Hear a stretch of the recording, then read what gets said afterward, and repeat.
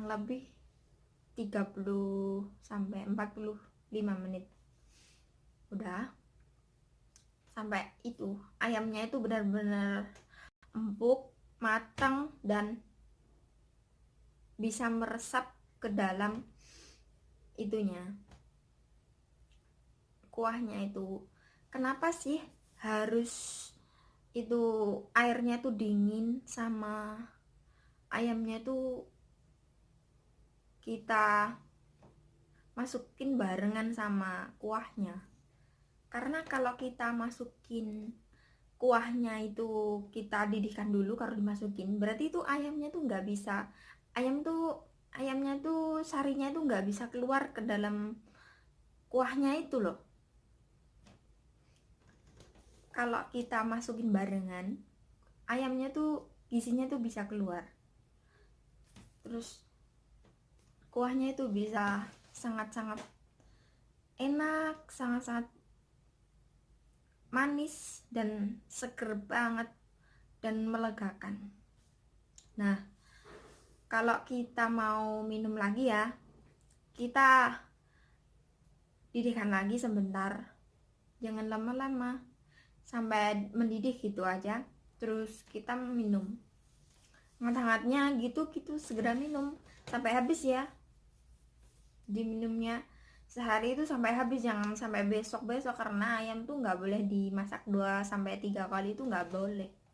Jadinya sekali masak itu harus habis, sampai ayamnya juga dihabisin, karena ayam itu juga enak banget loh.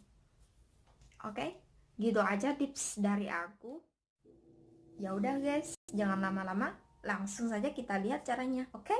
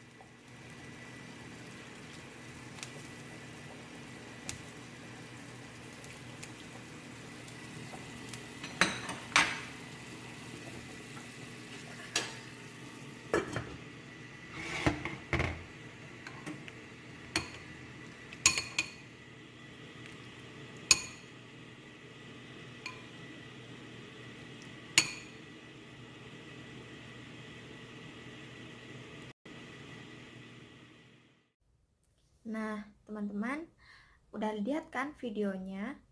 Nah, kalau lagi flu dan demam, coba aja. Dijamin deh cepat sembuh.